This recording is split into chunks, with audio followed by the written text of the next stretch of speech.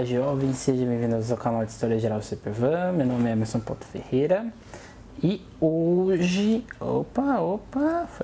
e hoje vamos falar sobre um assunto fundamental para quem for fazer vestibular, acho que mais até para quem for, caso alguém vá fazer vestibular militar, que são os tratados, né? Diversos tratados que passam ao longo da história do Brasil. Quando a gente estuda o Brasil Colônia, a gente está falando ainda de um Brasil que não existe, né? Um Brasil idealizado, porque na verdade o Brasil é uma colônia. Então tudo que acontece no Brasil tem que passar em torno do que é Portugal e quanto ele é. E Portugal aqui no caso no Império Constituído, né? Então os diversos tratados que acontecem no Brasil, eles vão ser de cunho regional, nacional ou internacional. O primeiro grande tratado é exatamente o Tratado de Tordesilhas.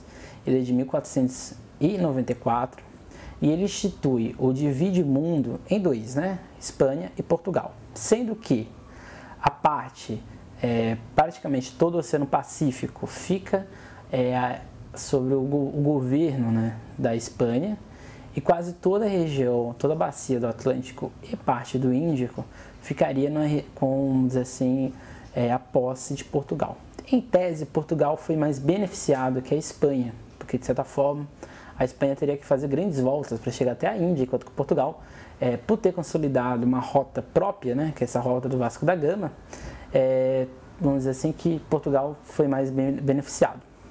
Depois disso, depois do Tratado de Tordesilhas, a gente vai ter já os tratados específicos da colônia. O segundo tratado é o Tratado de Lisboa, de 1681. Ele vai ser pós-União Ibérica e ele devolve, e aí sim, o grande protagonista de todos os tratados que ocorrem no Brasil, a colônia de Sacramento a Portugal, que vai ser só efetivada em 1683. E o que é a colônia de Sacramento, né?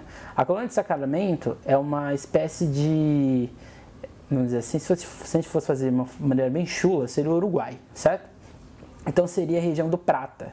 A colônia de Sacramento está totalmente próxima do Rio da Prata, que era e foi o grande pivô político entre Espanha e Portugal durante muito tempo, e vai ser o pivô político entre Argentina e Brasil durante muito tempo.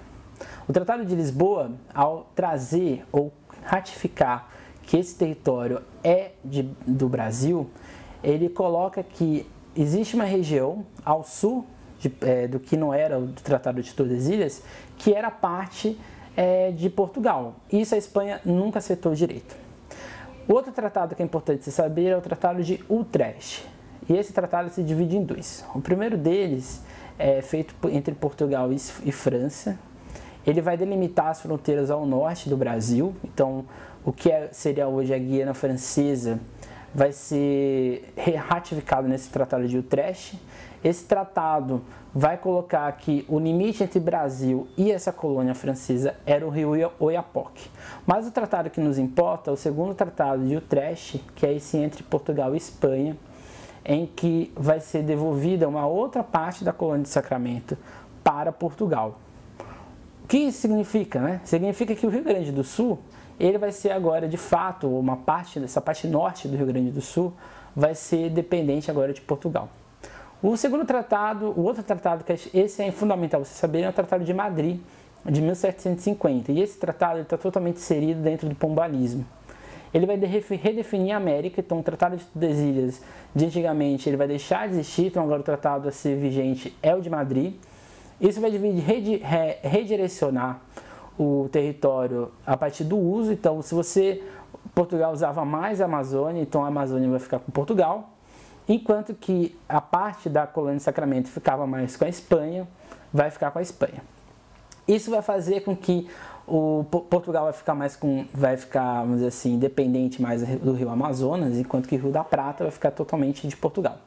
Mas o mais importante disso é que os 7 povos das missões vai ser um grande problema, porque os 7 povos das missões vai ficar com Portugal, que é exatamente Rio Grande do Sul. E isso era uma jogada política, porque na Guerra Guaranitica, que foi uma guerra ali no Rio Grande do Sul, em que os jesuítas brigam com o governo português para ficar com a posse das 7 colônias, 7 povos, isso vai fazer com que Portugal redefine o mapa do Brasil, o Brasil cresce de maneira enorme, faz com que os jesuítas percam poder no sul, e isso faz com que os jesuítas sejam expulsos, né? Que é exatamente uma das medidas do pombalismo.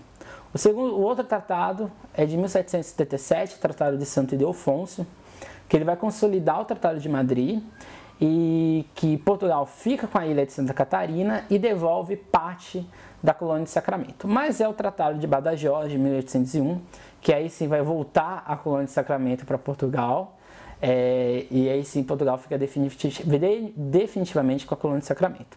Só que aí tem um porém, né? Depois da independência do Brasil, o Império Brasileiro já vai anexar o Uruguai à força, não dá certo. E aí já a Argentina, né, que já era um país, vai junto com a Inglaterra e o Brasil, né, o Império Brasileiro, competir por esse estado, né? A colônia de Sacramento hoje pertence ao Uruguai, é uma cidade histórica reconhecida pela Unesco como Patrimônio Mundial da Humanidade. Isso vai fazer com que lá em idos de 1823, 24, o Uruguai se torne um país, né, República do Uruguai. Isso vai acabar com toda essa novela da colônia de Sacramento. Então, o que é importante você saber? A colônia de Sacramento era importante por causa do Rio da Prata, que escoaria boa parte da produção do sul do Brasil para o Oceano Atlântico, já que era muito distante do litoral. Isso era um grande problema, porque a Argentina também queria o Rio da Prata, o Brasil queria o Rio da Prata, e aí vai ter grandes conflitos. Essa discussão termina somente quando o Uruguai se torna um país. Então, os tratados são importantes para vocês saberem, se localizarem nessa geopolítica entre Brasil e entre Portugal e Espanha, e depois entre Brasil, Argentina e Paraguai, já no contemporâneo. É isso. Não deixe de seguir a gente no Instagram, não deixe de seguir a gente aqui mesmo no YouTube, para vocês saberem das coisas que estão acontecendo. Esses são os 10 minutos da história.